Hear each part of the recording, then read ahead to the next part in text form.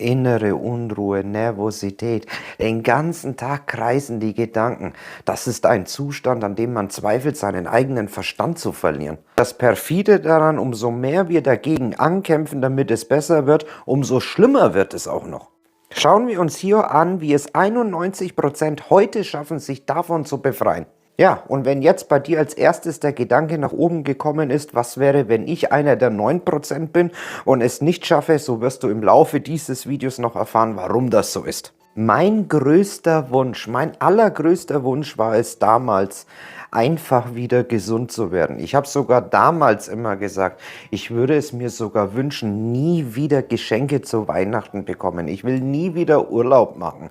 Ich verzichte auf alles. Ich habe sogar in der schlimmsten Zeit gesagt, ich würde mir lieber eine physische, schlimme Krankheit wünschen, statt diese ganzen Symptome. Ich weiß, das soll man nicht sagen, werden jetzt viele sagen, das ist auch ein bisschen abergläubisch, aber so war es bei mir tatsächlich.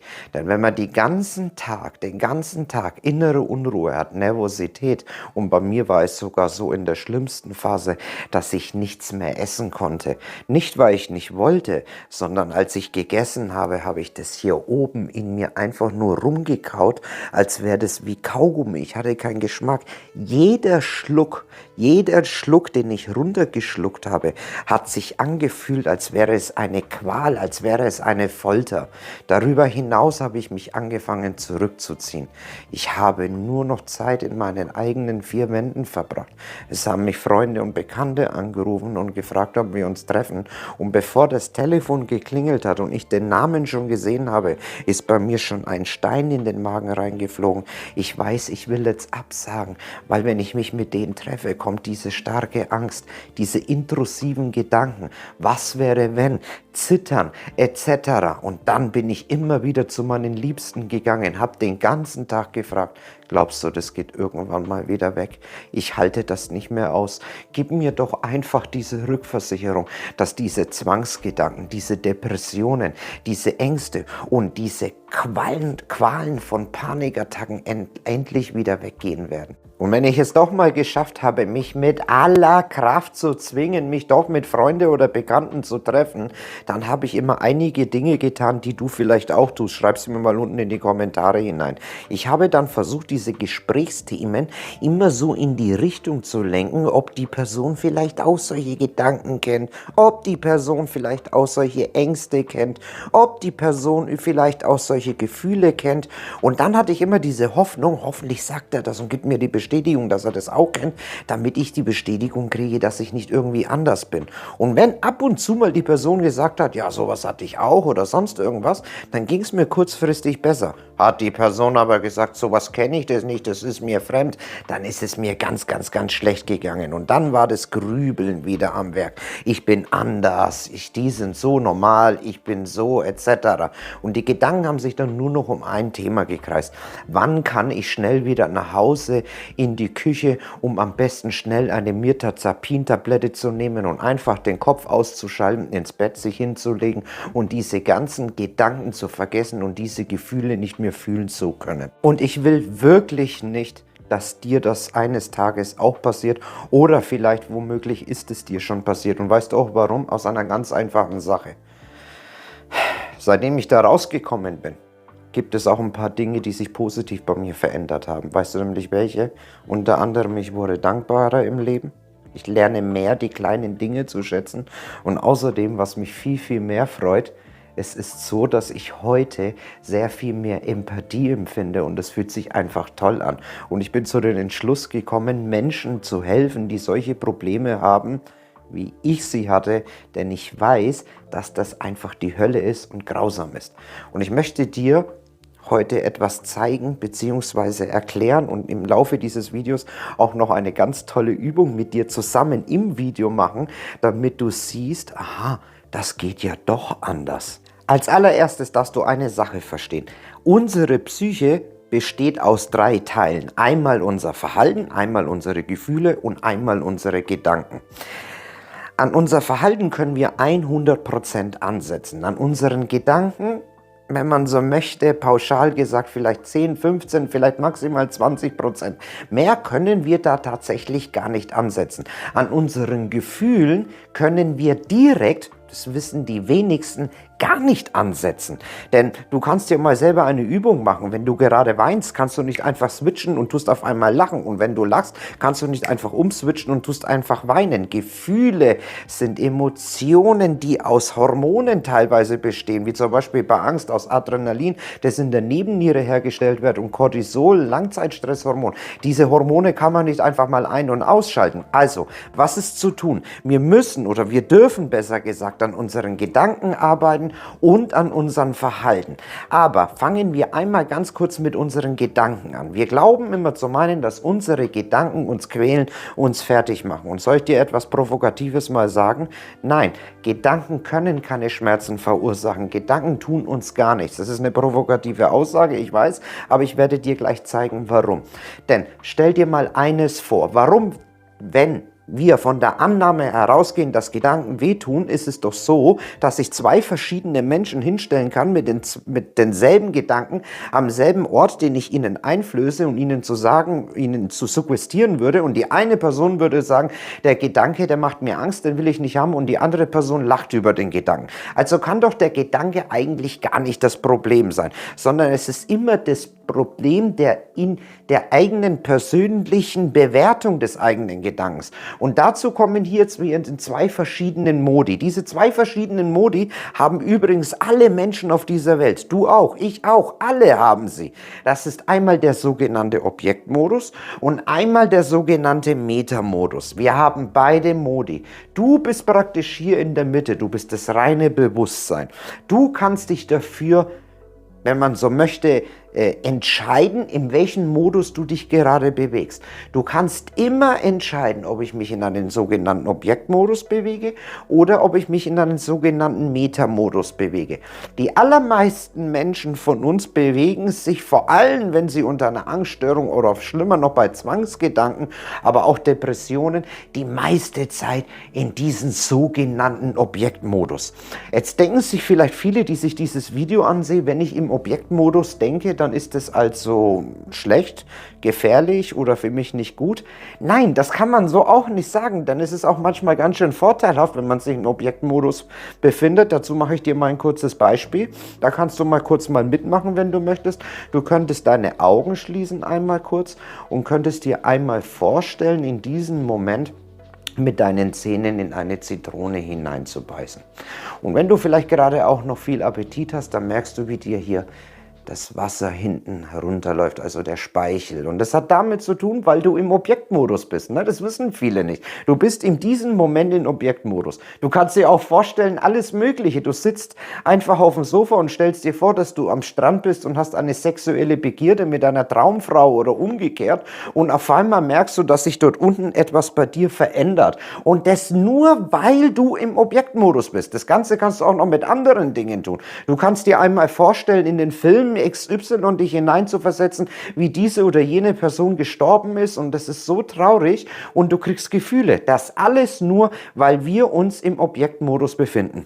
Befinden wir uns im sogenannten Metamodus, passiert das alles nicht. Jeder von uns kennt das auch. Jeder ist auch immer wieder Teile im Alltag im Metamodus. Dieser Metamodus, das ist so ein Beispiel, kennt auch jeder, ist jetzt vielleicht echt ein hartes Beispiel, aber wir kennen es alle. Hey, hast du gehört, da in den Nachrichten stand dies und das und da ist denen und diesen Personen dies und jenes passiert, das ist doch schrecklich, oder nicht? Und du hörst dir das an, ja, ich weiß, dass es schrecklich ist, aber ich kann die Welt auch nicht ändern, ne? Also wenn ich mich jetzt darüber aufrege oder traurig bin, kann ich daran auch nichts ändern. Weißt du, warum du darauf so reagierst? Naja, weil du im Metamodus bist. Du denkst dir, ja, freilich ist es schlimm, aber ich beschäftige mich nicht damit. Ich habe damit einfach einen Abstand. Merkst du jetzt den Unterschied? Du bist Bewusstsein und du kannst dich immer entscheiden. Bewege ich mich in einen Objektmodus oder einen Metamodus? Und du glaubst jetzt ja vielleicht zu meinen, wie kann ich diese Entscheidung treffen? Und vor allem Dingen, was soll das mir bringen? Das soll dir sehr, sehr, sehr viel bringen. Denn du hast gerade an zwei verschiedenen Beispielen gesehen, wie man in zwei verschiedenen Beispielen auf inhaltlicher Ebene verschieden reagieren kann. Das bedeutet, die Person X reagiert anders als die andere Person, obwohl das Thema im Kopf das gleiche Thema ist. Also sind doch die Gedanken, ist doch hier der Beweis, nicht das Problem, sondern unsere Reaktion. Und wer sind wir?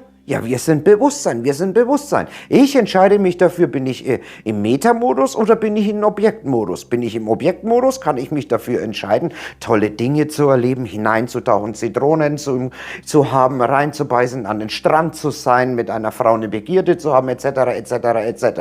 Im Metamodus, naja, dann ist das und dies passiert, dazu habe ich einen Abstand. Du siehst also, worauf ich hinaus möchte. Und jetzt kommt Folgendes, und jetzt kommen wir zu der Problematik. Wir fahren jetzt da langsam mal so hin.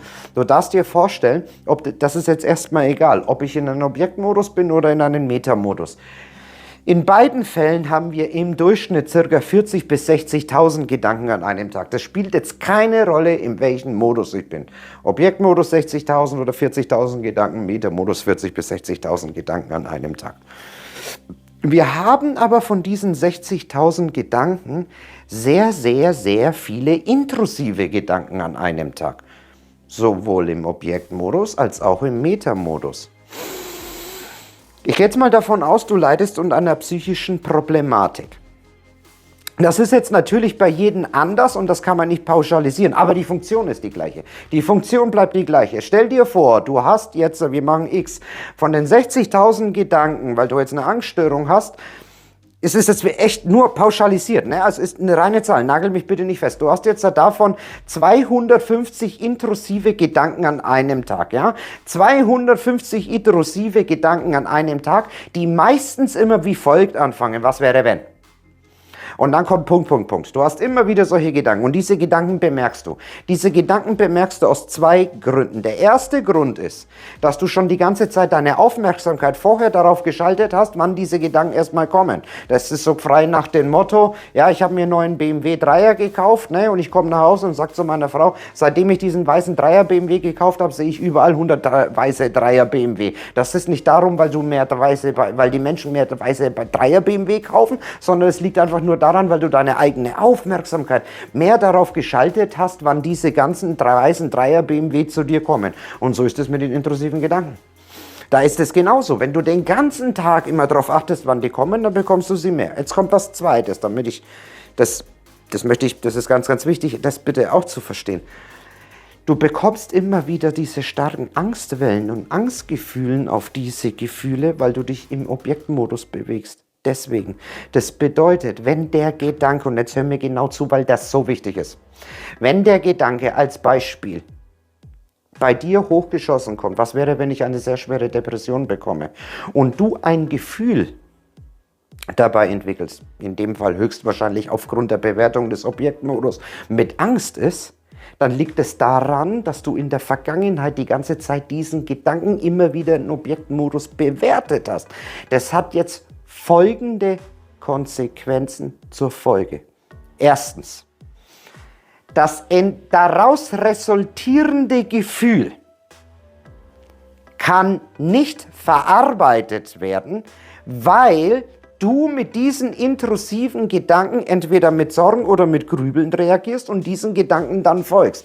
Das bedeutet, das entstandene Gefühl, was in der Vergangenheit auch immer wieder entstanden ist und jetzt auch wieder entsteht, kann nicht verarbeitet werden. Es kann nicht verarbeitet werden. Das heißt, es kann nicht fließen und der intrusive Gedanke, jetzt kommt es noch schlimmer, der speichert sich in deinem Kurzzeitgedächtnis ab, so wie bei YouTube der Algorithmus oder auf Google und ist jetzt präsent. Das bedeutet, der Gedanke, weil er ja so wichtig ist und so große Gefühle ausgelöst hat, kommt jetzt im Laufe des Tages immer wieder und wiederholt sich. Morgen, übermorgen, in 3 Tagen, in 2 Stunden etc. Und du reagierst aufgrund deines Objektmodus immer wieder auf die gleiche Art und Weise. Ein perfider Teufelskreis, findest du nicht? Und man hat dann auch noch die Bestätigung aufgrund dieses Gefühls, dass es die Wahrheit ist. Weil wenn das Gefühl immer wieder sich wiederholt und ich mit diesen Gedanken auf Angst reagiere, dann muss es ja die Wahrheit sein. Das heißt aber nicht, dass es tatsächlich die Wahrheit ist, sondern das heißt nur Folgendes. Das Gefühl ist dysfunktional und nicht mehr funktional.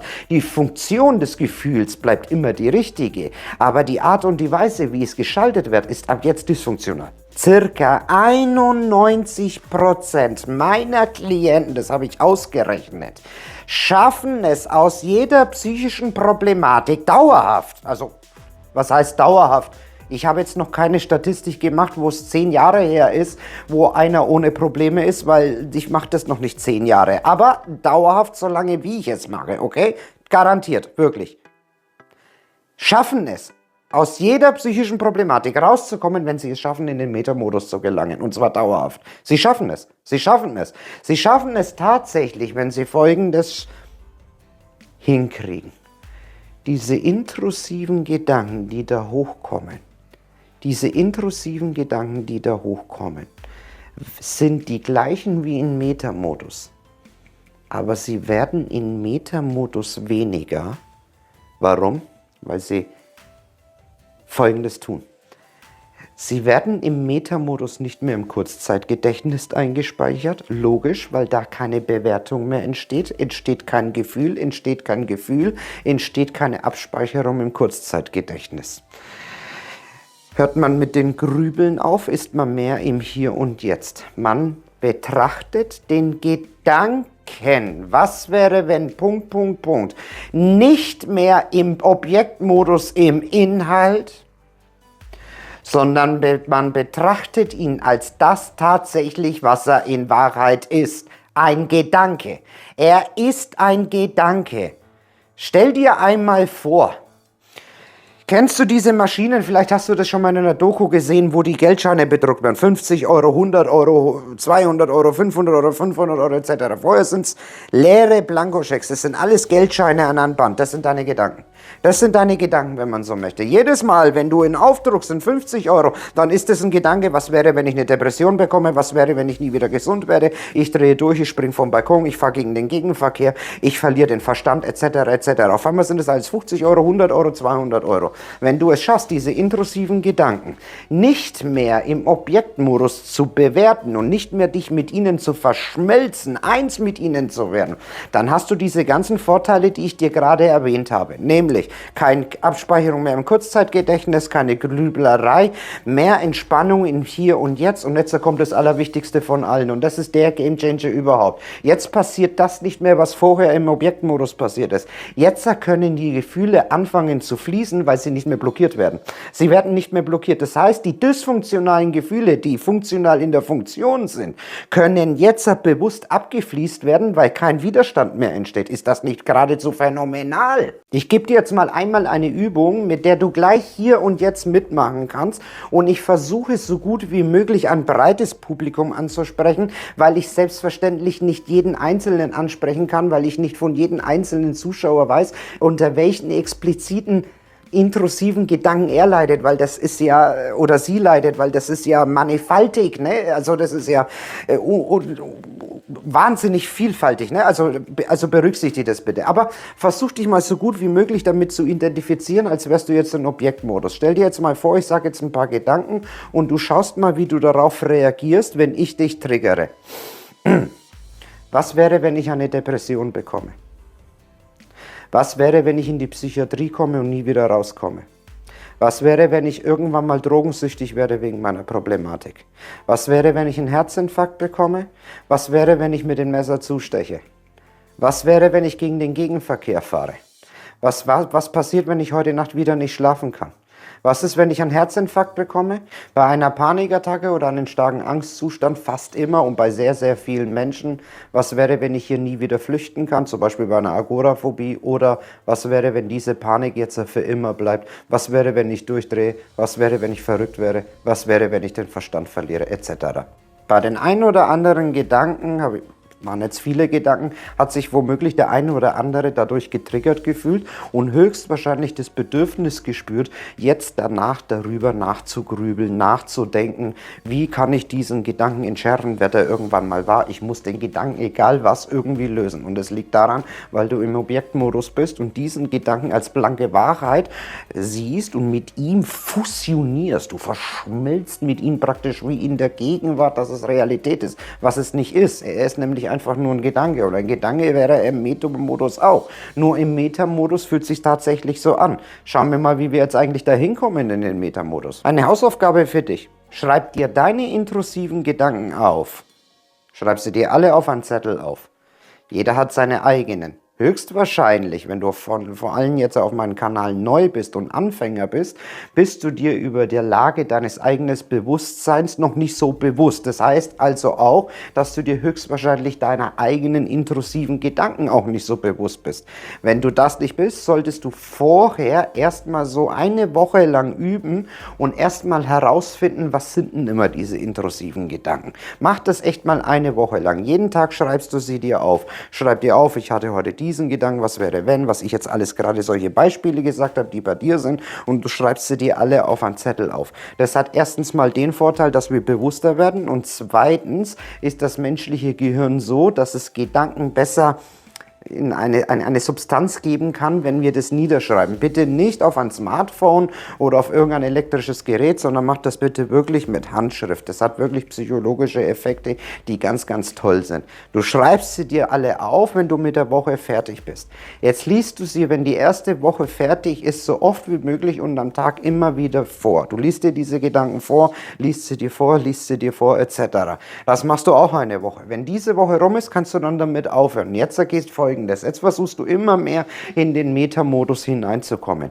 Jedes Mal, du machst ganz normal deinen Alltag, wenn du bemerkst, dass eines dieser intrusiven Gedanken hochkommt, ich kriege einen Herzinfarkt, Panikattacke etc., versuchst du so gut wie möglich anschließend diesen Gedanken erstens als Gedanke zu bewerten, der dir ja vorher immer aufgefallen ist, und anschließend versuchst du mit deinen 5 Sinnen ins Hier und Jetzt zu kommen. Wenn du das tust, lässt du die Gedanken los. Du lässt sie sprichwörtlich los, weil du dir bewusst gemacht hast, du dich nicht mehr im Objektmodus befindest, dich nicht mehr identifizierst, und in Metamodus kannst du sie jetzt durch das Bewusstwerden nach außen, durch das erst Identifizieren, danach loslassen, ins Hier und Jetzt loslassen. Das bedeutet, sie werden nicht mehr im Kurzzeitgedächtnis gespeichert und die Gefühle können fließen. Wichtig ist aber jetzt, dass erstmal trotzdem ein Gefühl dabei entsteht. Dieses Gefühl musst du jetzt voll und ganz akzeptieren. Und wie das funktioniert, verlinke ich dir hier einmal auf der Endcard. Ich bedanke mich fürs Zusehen, dein Juan, Namaste.